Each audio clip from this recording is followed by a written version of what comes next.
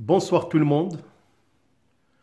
Alors suite à vos commentaires et suggestions pour les candidats baccalauréat BIOF, je mets à votre disposition une série de capsules traitant des exercices dans le chapitre concernant les lois de Mendel de la transmission des caractères héréditaires. Alors toute cette série d'exercices vont comporter deux volets. Une partie concernant restitution des connaissances, la deuxième partie, raisonnement scientifique.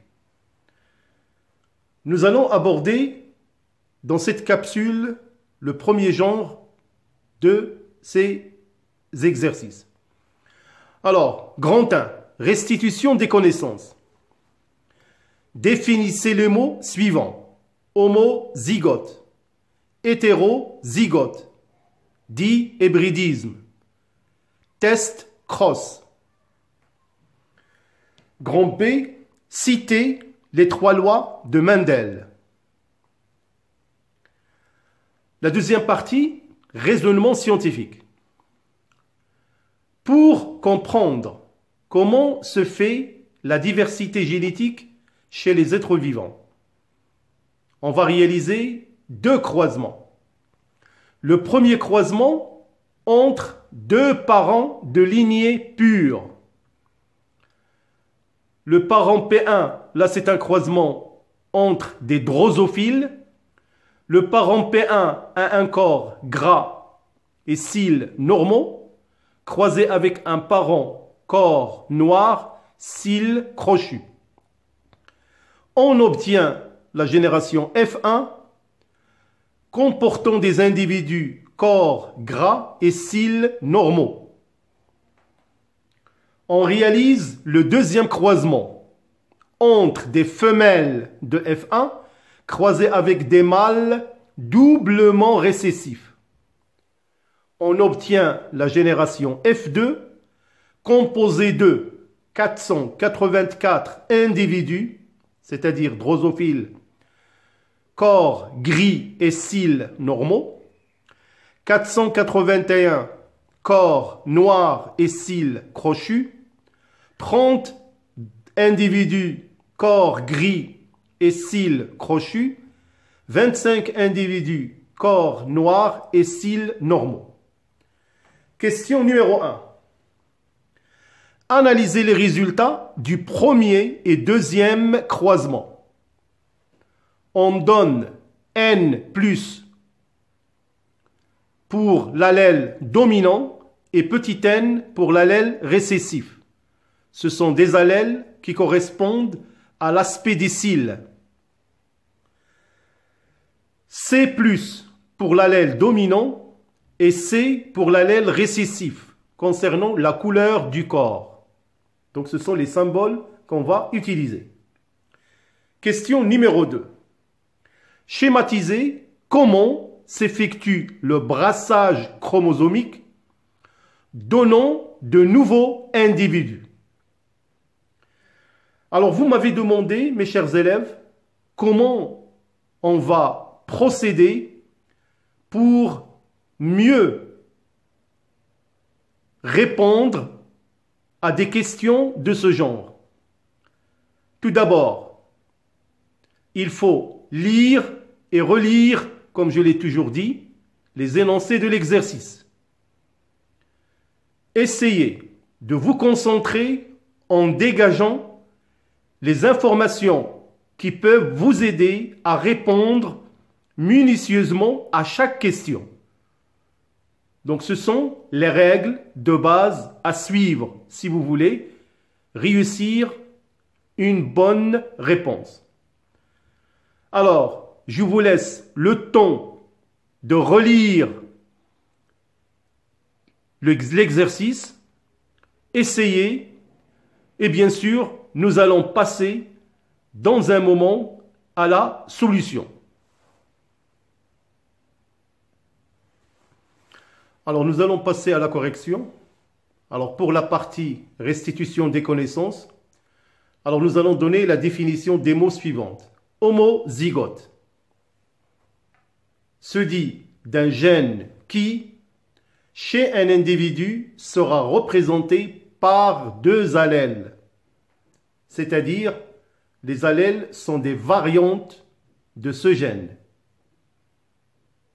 Donc, homozygote se dit d'un gène qui, chez un individu, sera représenté par deux allèles identiques qui sont situés sur un même locus.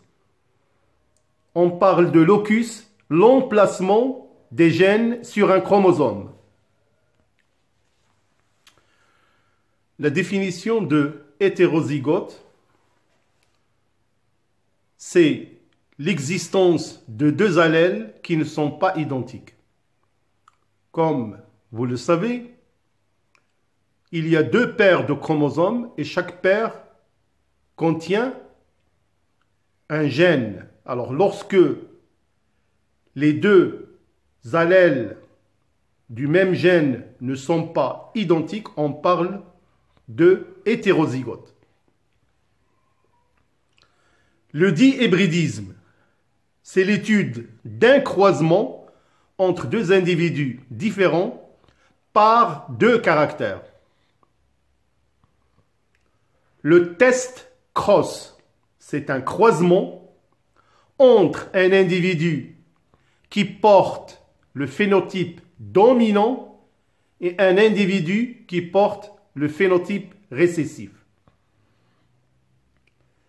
Alors en général, un tel type de croisement, c'est tout simplement pour déterminer le génotype de l'individu à phénotype dominant. Est-ce qu'il est homozygote ou hétérozygote? Alors en ce qui concerne la question ou la partie B, citer les trois lois de Mendel. La première loi de Mendel, tous les hybrides de la génération F1 sont homogènes.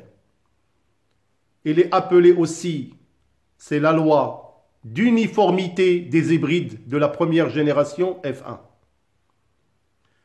La deuxième loi de Mendel, c'est une loi de disjonction, c'est-à-dire séparation des allèles, appelée aussi loi de la pureté des gamètes. La troisième loi de Mendel, c'est la loi de la séparation indépendante des couples d'allèles. L'application de cette loi, c'est-à-dire la troisième, indique que les deux gènes étudiés ou les deux caractères opposés étudiés sont indépendants.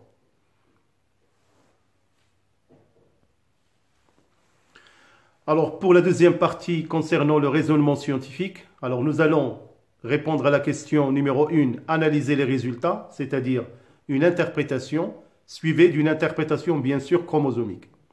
Alors tout d'abord, pour le premier croisement, il s'agit d'un cas de dihybridisme.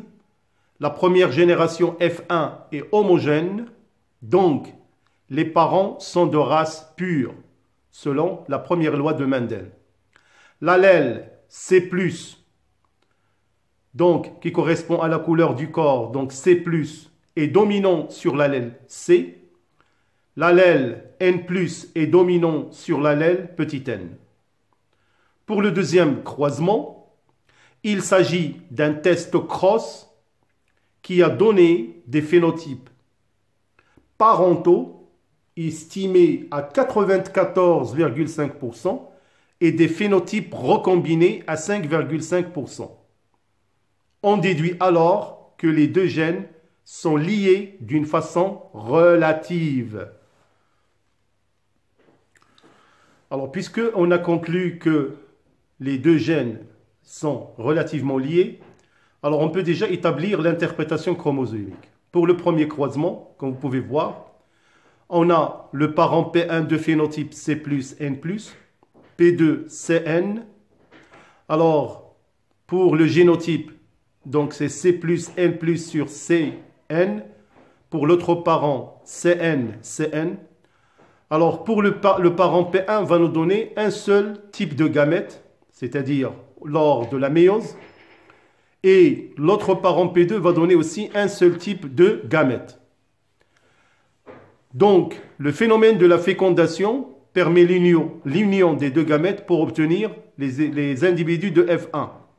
Alors, on obtient le génotype de F1 avec un phénotype C+, N+, homogène, c'est-à-dire à 100%. Maintenant, nous allons établir l'interprétation chromosomique concernant le deuxième croisement. Alors, concernant l'interprétation chromosomique du deuxième croisement, donc c'est la partie la plus importante, puisqu'il s'agit d'un test cross, appelé encore back cross. Donc, on fait un croisement d'un individu F1 femelle avec un mâle doublement récessif. Alors là, vous voyez le génotype et le phénotype des individus. Alors pour l'individu de F1, comme vous pouvez le voir, apparemment il va donner deux types de gamètes, mais comme on a vérifié que les résultats montrent que les deux caractères sont relativement liés, alors on peut obtenir 4 types de gamètes comme c'est montré sur l'échiquier de croisement. Alors pour le mâle doublement récessif, donc va donner seulement un seul type de gamète. Alors vous pouvez suivre sur l'échiquier de croisement lors de la fécondation les types de phénotypes obtenus.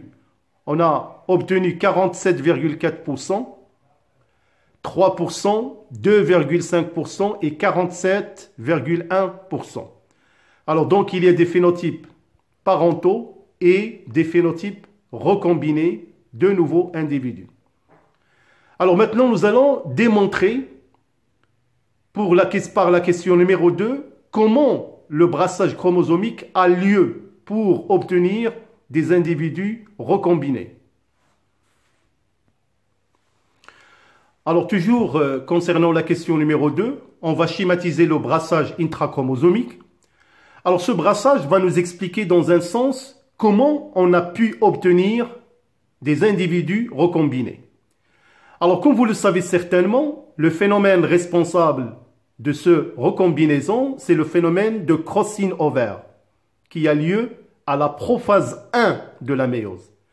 Alors, comme vous pouvez voir, le numéro 1 correspond à l'appariement de 2 chromosomes homologues. Alors, après, les 2 paires de chromosomes homologues vont s'apparier de telle sorte qu'il y a un chevauchement entre 2 chromatides qui est visible au niveau du numéro 2. Alors ce chevauchement est derrière un changement d'allèle entre les 2 couples de chromosomes qui vont donner 4 paires de gamètes. 2 gamètes d'origine parentaux et 2 gamètes recombinés. Alors c'est une partie qui est très importante, mes chers élèves. Il est souvent demandé quand il s'agit de 2 caractères liés. Donc vous êtes censé savoir faire un tel schéma parce qu'il vous sera demandé le plus souvent dans des exercices de ce genre.